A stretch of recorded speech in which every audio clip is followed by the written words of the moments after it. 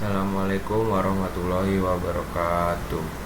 Perkenalkan, nama saya Billy Adam dari kelas B dengan NIM 241080218. Di sini saya akan menerangkan penerapan diferensial fungsi majemuk sebagai tugas UAS matematika ya. Langsung saja, di sini ada permintaan marginal, yaitu apabila dua macam barang mempunyai hubungan dalam penggunaannya, maka permintaan akan masing-masing barang akan fungsional terhadap harga kedua macam barang tersebut. Dengan perkataan lain, jika barang A dengan barang B mempunyai hubungan penggunaan makna. Lanjut, ada elastisitas permintaan parsial. Dengan dapat diturunkannya fungsi permintaan marginal tersebut, dapat dihitung elastisitas parsialnya.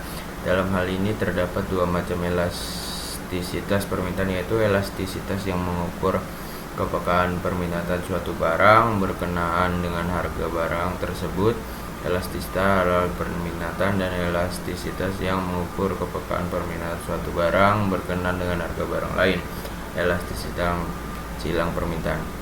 Ya, di sini ada contoh-contoh elastisitas harga permintaan, silang permintaan. Ya, lanjut. Ini jika NAB dan NBA keduanya bernilai negatif, untuk PA dan PB tertentu berarti hubungan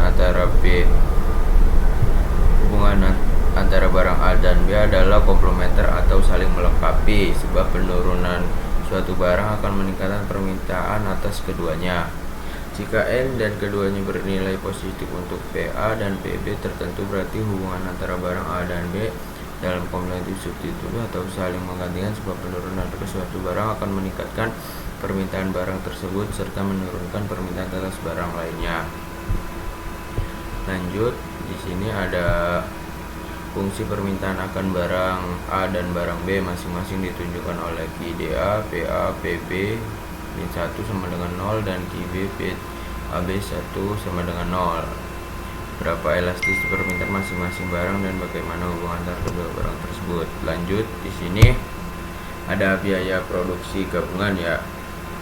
Apabila sebuah perusahaan menghasilkan dua macam output dan biaya yang dikeluarkannya untuk memproduksi kedua macam produk itu merupakan biaya produksi gabungan, joint production cost namanya guys kalau bahasa Inggris. Maka perhitungan keuntungan maksimal diperbolehnya dapat diselesaikan dengan pendekatan diferensial parsial. Dengan metode serupa, pendekatan ini dapat pula digunakan untuk menganalisis kasus perusahaan yang menghasilkan lebih dari dua macam produk, yang biaya produksinya juga merupakan biaya produksi gabungan ya. Perusahaan yang menghasilkan lebih dari dua macam produk kan banyak ya, seperti ya pabrik di sana kan banyak yang menghasilkan dua barang langsung kan. Mungkin ini harus teori datanya ya guys ya. Lanjut, ada biaya produksi gabungan. Jadi andaikan sebuah perusahaan memproduksi dua macam barang guys, barang A dan B, dimana fungsinya permintaan akan masing-masing barang diserminkan oleh QA dan QB serta biaya produksinya C sama dengan F QA QB, maka penerimaan dari produksi A banding RA sama dengan QA kali PA sama dengan FQA guys.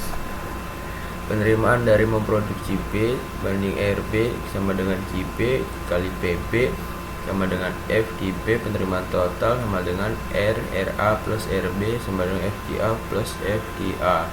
Ya, total C sama dengan FQA plus keuntungannya.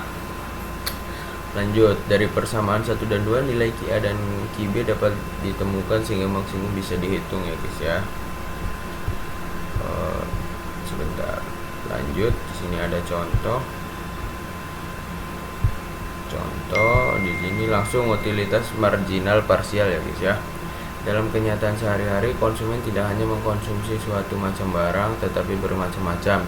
Jika kepuasan konsumen dilambangkan dengan U dan barang-barang yang dikonsumsi dilambangkan dengan Q ya, maka fungsi utilitas dapat dituliskan dengan notasi U.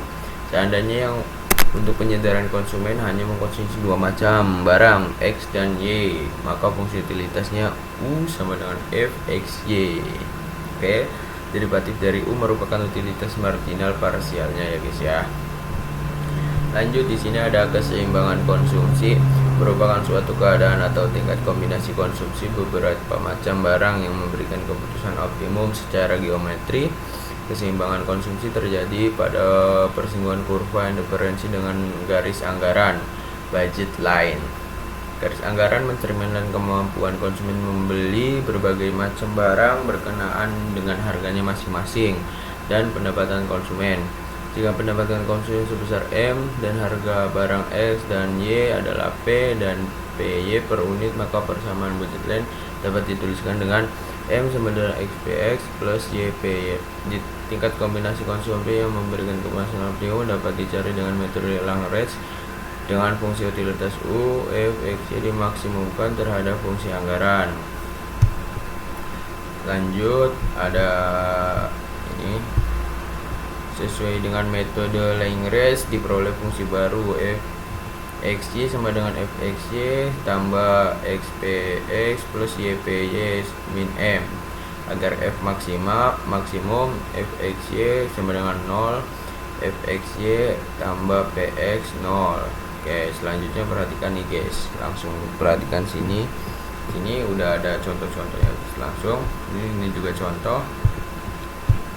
Langsung ada produk marginal parsial. Di sini untuk memproduksi suatu barang pada dasarnya diperlukan beberapa macam faktor produksi seperti tanah, modal, tenaga kerja, bahan baku, mesin dan sebagainya. Sebagian dari masukan yang digunakan sudah barang tentu merupakan masukan tetap, sementara sebagian lainnya adalah masukan variabel. Selanjutnya, jika memproduksi suatu barang dianggap hanya ada dua macam masukan variabel, katakanlah K dan L, maka fungsi produksinya secara pasti dapat dinyatakan dengan P sama dengan FKL. Oke.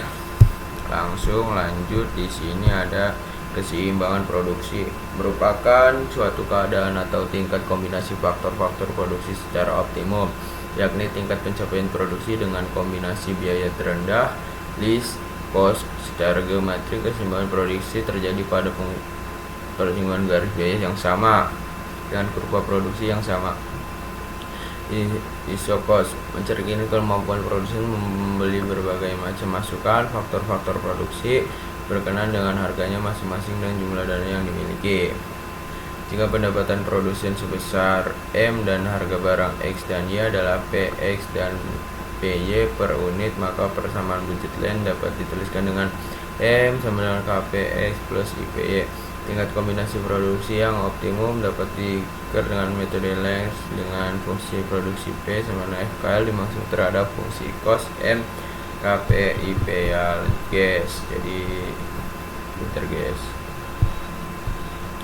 ini yang tadi ini contoh.